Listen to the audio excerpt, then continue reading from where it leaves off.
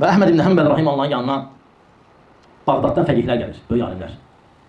Və gəlirlər və cəm olurlar Vasiqin xilafəti dövrü, vilayəti dövrü Əhməd ibn Həmbəlin yanına və deyirlər ki, ey Əhməd ibn Həmbəl, fətva ver çıxaq.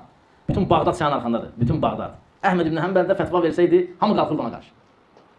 Subhanallah, əlində imkanı da var deyə. İmkanı vardı, qaldırsın. İmam idi, Əhməd ibn Həmbəl imam idi, 4 məzhəbdən biri idi. Buxari və Müslim bildiyim böyük mühəddislərin şeyxi idi. Buxari, Müslim, Tirmizi, Əbu Davud, İbn Məcə, hamısı. Kimi bilirsən? Yəni Şafi rahimallah, o müəllimi idi, amma Şafi deyirdi ki, 15 yaşında alim görmüşəm.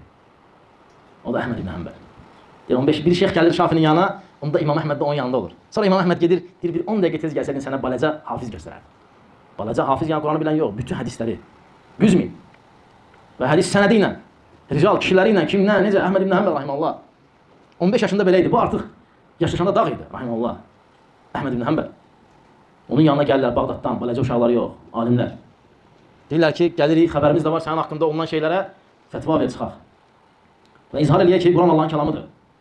Və biz onun, yəni Vasiqin imamlığı ilə razı deyilik, izhar eləyək. Nə də sultanlığı ilə. Və Əhməd ibn Həmbəl deyir, onlara baxdı və dedi ki, belə şeyləri hələlik qəlbimizdə inkar eləyin. Subhanallah. Belə şeyləri qəlbimizdə inkar eləyin.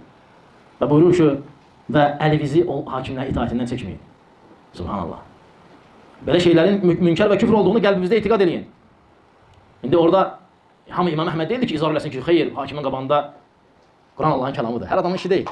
Nə qədər alimlər oldu ki, hakimin qabağında döndülər. Teori elədilər, dedilər, İncil, Tevrat, Zəbul, Quran, bunlar dördü məxluqdur.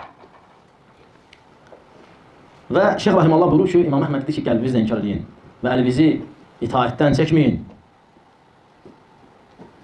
Müsəlmanların qanının və öz qanımızın tökülməsinə səbəb olmuyor. Yəni ona qarşı çıxsaz, müsəlmanların qanı töküləcək. Və sonra buyurur ki, baxın işinizin axırı necə olacaq. Əgər çıxsaz ona qarşı nə olacaq? Heç nə. Səbr edin. Hətta yaxşı istirahət eləsin və pisdən də istirahət olunsun. Yəni yaxşı getsin, öz işi ilə məşğul olsun, pisi də tərk eləyin, qoy öz pisliyi ilə məşğul olsun. Hələlik qəlbinizlə inkar eləyin. Və Şeyx Rahimallah buyurur ki, bu əhl-i sünnə və cəmaənin etiqadıdır. Biz də buna etiqad edirik. Əgər bunu rüzgarlıqsa eyb yoxdur.